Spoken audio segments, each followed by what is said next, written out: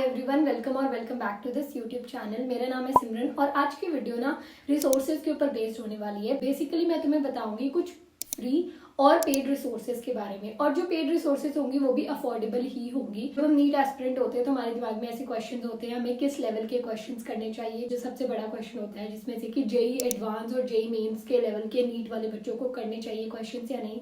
तो मैं वो भी एक्सप्लेन करूंगी किस किस पार्ट्स में, कौन कौन से सब्जेक्ट में आप कौन कौन से जॉनर में जेई मेंस के क्वेश्चंस को ले सकते हो। But if I talk about the advance one, तो मैं तो प्रेफर नहीं करती हूँ एडवांस के क्वेश्चंस करना, सॉल्व करना बेसिकली। हाँ, किसी क्वेश्चन का सोल्यूशन देखकर उसे समझना is something else, but I don't prefer the JEE advance questions को सॉल्व करना फॉर द नीट। बाकी एज यू विश, जैसी आपकी चॉइस है वैसे आप कर सकते हो। तो बेसिकली ना कोई भी एक किताब बेस्ट या वर्स्ट नहीं होती। आई वुड से एक किताब हो सकता है किसी स्टूडेंट को अच्छी लगे, किसी को ना लगे। तो मैं बेसिकली इस वीडियो में वही बताऊंगी जो मैंने पर्सनली यूज करी थी या फिर जो मेरे फ्रेंड्स ने, मैंने आसपास जिनको यूज करते हुए देखा था। So let's start with the video को मैंने पार्ट्स में डिवाइड करा हुआ है, जैसे कि फर्स्ट पार्ट में बायोलॉजी होगा, फिर केमिस्ट्री होगा एंड देन फिजिक्स होगा। Time stamps are given. आपको कोई स्पेसिफिक सब्जेक्ट के रिसोर्स की जरूरत है तो आप वहां पर जाकर उसको देख सकते हो। तो बायो में सबसे पहली चीज आती है कॉन्सेप्ट बिल्डिंग। अब कॉन्सेप्ट बिल्ड करने के लिए अगर तुम 11th या 12th में हो, पहली बार बायो का सिलेबस पढ़ रहे हो, तो फिर तुम्हें एक टीचर की जरूरत पड़ेगी, तुम्हें लेक्चर्स देखने की जरूरत पड़ेगी। आई वुड सजेस्ट लेक्चर्स देखो, फिर उसके बाद एनसीईआरटी पढ़ना। वो पढ़ना कंपैरेटिवली आसान लगेगा तुम्हें और एनसीईआरटी समझ में आएगी। उसके बाद रिवीजन आता है। रिवीजन तुम सेम एनसीईआरटी से ही कर सकते हो, which is more than sufficient for biology. Question practice की मेनली बात करें तो मेरे लिए सबसे पहली चीज तो यही होती थी कि मैं क्वेश्चन, जैसे असर्शन रीजन बेस्ड क्वेश्चन होते हैं, स्टेटमेंट बेस्ड क्वेश्चन होते हैं, मैं बायो में ही मार्क करती रहती थी कि यहाँ से क्वेश्चन बन सकता है, यहाँ से क्वेश्चन बन सकता है। वैसे तो हर लाइन से सवाल बन सकता है, तो हर लाइन को अच्छे से पढ़ना जरूरी है। तो एक तो ये हो गई थी मेरी क्वेश्चन प्रैक्टिस के लिए। दूसरी चीज अगर मैं बताऊं तो नीट प्रेप करके एक वेबसाइट भी है इनकी और एक ऐप भी है और इवन इनका यूट्यूब चैनल भी है। तो आप इनकी website which is free of cost available है, वहां पर जाकर क्वेश्चन प्रैक्टिस कर सकते हो। स्पेसिफिक टॉपिक वाइज भी आप प्रैक्टिस कर सकते हो। इवन बस यहाँ पर आपको आंसर करेक्ट है या रॉन्ग है ये दिखेगा, बट आपको उसका एक्सप्लेनेशन नहीं दिखेगा। अगर आपको एक्सप्लेनेशन भी चाहिए तो इनके सब्सक्रिप्शन के बारे में देख सकते हो अगर आप पॉसिबल हो तो। मैंने तो सब्सक्रिप्शन लिया हुआ था, तो मैं वहीं से अपने टॉपिक वाइज और सारी बायो के क्वेश्चंस प्रैक्टिस करती थी, which was more than sufficient for me. अगर मैं कोई रेफरेंस बुक की बात करूं तो यस, मैंने एक रेफरेंस बुक फॉलो तो करी थी, बट वो मैंने काफी लास्ट में फॉलो करी थी, तो मैं पूरी तो नहीं सॉल्व कर पाई थी। That was MTG. आप इसको जरूर एक बार चेकआउट कर सकते हो। बट बायो में सबसे पहले तो मैं अपनी एनसीईआरटी पर अच्छी ग्रिप बनानी पड़ेगी और अपने जो भी तुम्हारे टीचर्स डेली डीपीपीज दे रहे हैं या फिर जो भी तुम्हारे लेक्चर में क्वेश्चंस करवाए जा रहे हैं उनको स्ट्रॉन्ग करना पड़ेगा। Then only move to these reference book. Bio में पीवाईक्यूज में सॉल्व करा करती थी, और मैं ऐसे पीवाईक्यूज सॉल्व करा करती थी क्योंकि मेरे टाइम पर 100 क्वेश्चंस होते थे, ऑप्शंस आते थे। मैं 100 क्वेश्चंस का सेट करती थी। ये 100 क्वेश्चंस मुझे प्रैक्टिस करने हैं, 50 जूलॉजी के, 50 बॉटनी के, और इन 100 क्वेश्चंस को मुझे जितने भी टाइम में, 30 मिनट्स में, 25 मिनट्स में, जितने में भी सॉल्व करना है, मैं इनको एक दिन में सॉल्व कर लेती थी। तो इमेजिन मेरे 100 पीवाईक्यूज एक दिन में सॉल्व हो ही चुके हैं। तो आप ये भी ट्रिक यूज कर सकते हो। मैं फिजिक्स के बारे में बात करूं तो सबसे पहली चीज होती है कॉन्सेप्ट बिल्डिंग। अगर तुम्हारे कॉन्सेप्ट स्ट्रांग होंगे तभी तुमसे सवाल बनेंगे, और कॉन्सेप्ट स्ट्रांग करने के लिए लेक्चर्स और यू कैन से कोई भी एक एक्सपीरियंस टीचर के लेक्चर्स बहुत जरूरी होते हैं। लेक्चर देखना है और उसके साथ साथ नोट्स बनाने हैं। अब इन नोट्स को जब बार बार रिवाइज करते जाओगे ना, तो लास्ट में you will be able to convert these long form notes to a short form notes, और उन शॉर्ट फॉर्म नोट्स को हमें लास्ट के रिवीजन के लिए रखने हैं। जो लास्ट मिनट रिवीजन होता है, फटाफट पेज पलटने होते हैं, उसके लिए हमें इन लॉन्ग फॉर्म नोट्स को शॉर्ट फॉर्म में कन्वर्ट करके रखना है। अब ये तभी हो सकता है अगर तुम बार बार सेम लॉन्ग फॉर्म नोट्स को पढ़ोगे। तो फिजिक्स में कॉन्सेप्ट बिल्ड करना बहुत जरूरी है, क्योंकि कॉन्सेप्ट अगर बिल्ड होंगे तभी उन कॉन्सेप्ट्स को आप यूज करके क्वेश्चन प्रैक्टिस कर पाओगे। तो अब प्रैक्टिस की अगर बात करें तो सबसे पहली चीज तो प्रैक्टिस हो जाती है हमारी लेक्चर के अंदर। जब हम लेक्चर देख रहे होते हैं तो हमारे टीचर लेक्चर के अंदर ही बहुत सारे ना सवाल सॉल्व करवा देते हैं, तो उन सवालों को बहुत अच्छे से सॉल्व करना है ध्यान लगाकर क्लास के अंदर ही, और उनको वापस घर पे आकर रीट्राई भी करना है एज अ रिवीजन। दूसरी, हमें बहुत सारी डीपीपीज मिलती रहती हैं, होमवर्क्स मिलता रहता है, या फिर अगर आप किसी ऑफलाइन कोचिंग से पढ़ाई कर रहे हो तो आपको मॉड्यूल्स मिलते हैं, आप उनको सॉल्व कर सकते हो। मैं अगर अपना बताऊं तो मैंने आकाश के जो मॉड्यूल्स थे उसका लेवल 1 तो फिजिक्स का कम्प्लीटली सॉल्व करा हुआ था, लेवल 2 भी कुछ कुछ चैप्टर्स में तो करा ही हुआ था। उसके अलावा जो मैं बताती हूँ best thing in physics, best resource जो मेरे लिए काम करी थी in physics, that was DC Pandey की नीट वाले वर्जन की जो किताब है दिस। मतलब I just can not explain कि इस किताब ने मेरी तो नीट फिजिक्स की लिटरली ज़िंदगी बदल दी।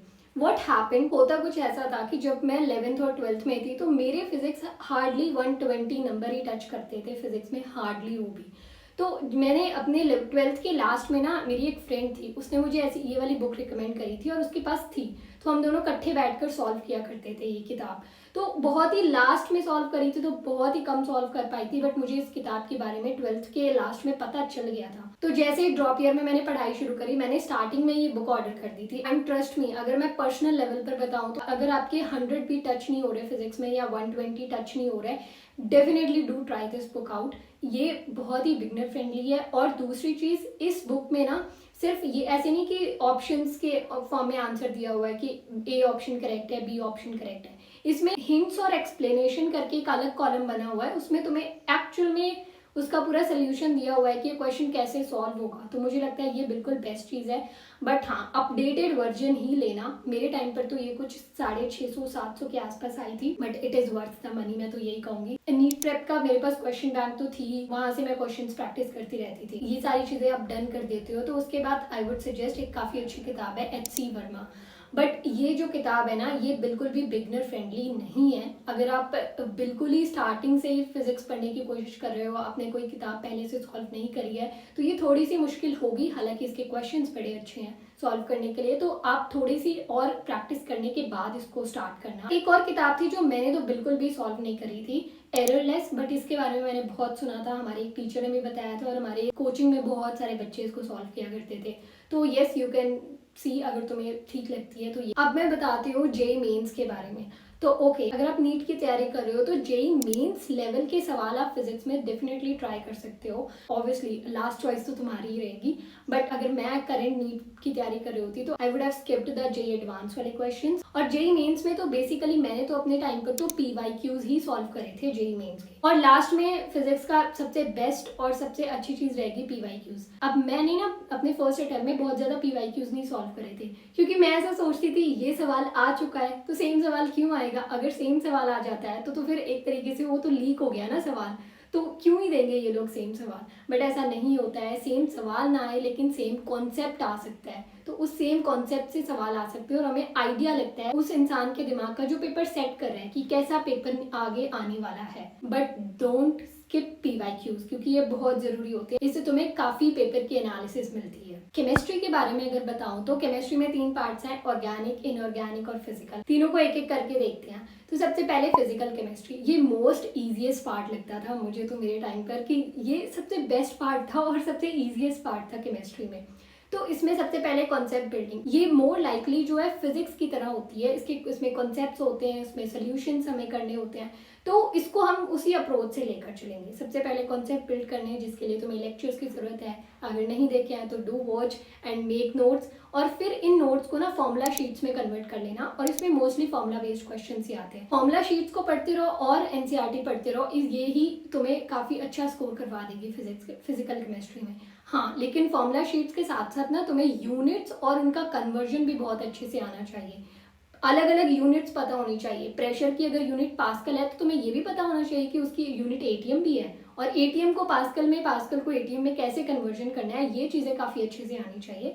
तो फिजिकल केमिस्ट्री बिल्कुल चुटकियों में डन हो जाएगी। अगर मैं क्वेश्चन प्रैक्टिस की बात करूँ तो हमारे जो टीचर थे 11th-12th में, जिनसे मैंने पढ़ाई करी थी, वो इतने सारे क्वेश्चन लेक्चर के अंदर ही करवा दिया करते थे। तो यस, लेक्चर नोट्स के अंदर जो क्वेश्चंस करवाए जाते हैं वो बहुत जरूरी होते हैं। डू चेक देम और उनको रीट्राई जरूर करा करो, क्योंकि वो सच में गोल्ड क्वेश्चंस होते हैं। इसके अलावा मैंने नीट प्रेप की क्वेश्चन बैंक यूज करी थी एंड मैं NCERT की बैक एक्सरसाइजेस भी सॉल्व करती थी फिजिकल केमिस्ट्री में। अगर हम ऑर्गेनिक की बात करें तो ऑर्गेनिक केमिस्ट्री जो है ना, ये बहुत अच्छी हो सकती है अगर तुमने 11th में GOC अच्छे से पढ़ी है और 12th की केमिस्ट्री अपनी अच्छे से आगे आगे करते जा रहे हो। तो ट्रस्ट मी, ये बिल्कुल मक्खन हो जाती है, क्योंकि इसमें एक बार कॉन्सेप्ट पकड़ लिया तो ऑर्गेनिक केमिस्ट्री तुम एक साथ ही सारी डन कर लोगे। ये बहुत ही रिलेटेबल, इधर तुम एल्कोहल पढ़ोगे, उधर एल्डिहाइड पढ़ोगे, तो एल्कोहल को एल्डिहाइड से बना सकते हैं, एल्डिहाइड को एल्कोहल से बना सकते हैं। तो ऐसी चीजें बहुत बार तुम्हें मिलेंगी। तो स्किप मत करना, चैप्टर्स जैसे दिए हुए हैं वैसे ही पढ़ना, तो काफी आसान रहेगा। और इसमें तुम्हें NCERT भी पढ़नी है, बहुत अच्छे से पढ़नी है, क्योंकि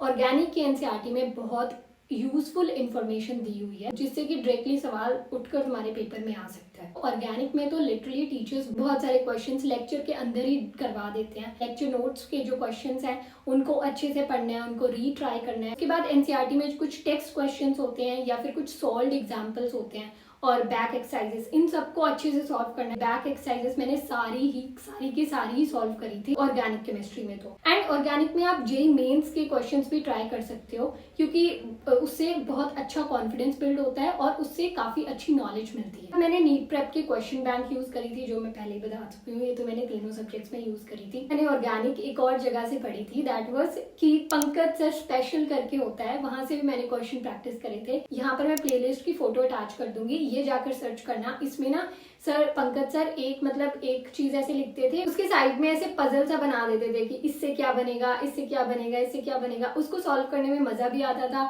इंटरेस्टिंग लगता था और हमारी बहुत सारी वैरायटी ऑफ क्वेश्चंस की प्रैक्टिस भी हो जाती थी। मैंने तो ये पंकज सर स्पेशल करके जो थे बहुत ज्यादा सॉल्व करे हुए हैं। तो yes, you can try this, free of cost available है यूट्यूब पर। और अगर मैं कोई रेफरेंस बुक की बात करूँ तो यस, मैंने एक किताब के बारे में काफी ज्यादा सुना था, दैट वाज MS चौहान। हालांकि मैंने भी ये पूरी सॉल्व नहीं करी है, इसका जो फर्स्ट वाला लेवल होता है वही सॉल्व करा है मैंने और बहुत ही कम सॉल्व करा है। So yes, you can try this, but सबसे पहले अपने जो लेक्चर नोट्स हैं और कंसेप्ट को अच्छे से बिल्ड करके then go for this reference book. उसके अलावा PYQs तो अल्टीमेट हैं, वो तो किसी भी सब्जेक्ट में नहीं छोड़ने हैं। सारे सब्जेक्ट के PYQs तो डन करने ही करने हैं, वो तो टिप्स पर होने चाहिए। तो यस, मैंने अपनी रिसोर्सेज काफी लिमिटेड रखी थी और I guess this is the rule कि रिसोर्सेज को लिमिटेड रखो, बट जो तुम सॉल्व कर रहे हो उसको इस तरीके से सॉल्व करो कि उससे तुम्हारा सिलेक्शन डन हो जाए। एक और चीज होती है कि कोई बच्चा हमें देखता है ये किताब सॉल्व कर रहा है तो हम भी फटाफट वही सॉल्व करने लग जाए, ऐसा नहीं करना होता है। हर स्टूडेंट का इंटेलेक्चुअल लेवल अलग है, हर किसी की प्रिपरेशन अलग लेवल की है। तो यस, जो किताब तुम्हें सूट करती है, जिसके लिए तुम कंफर्टेबल हो, फॉलो दैट बुक। स्पेशली अगर वो किताब तुम्हें सिलेक्शन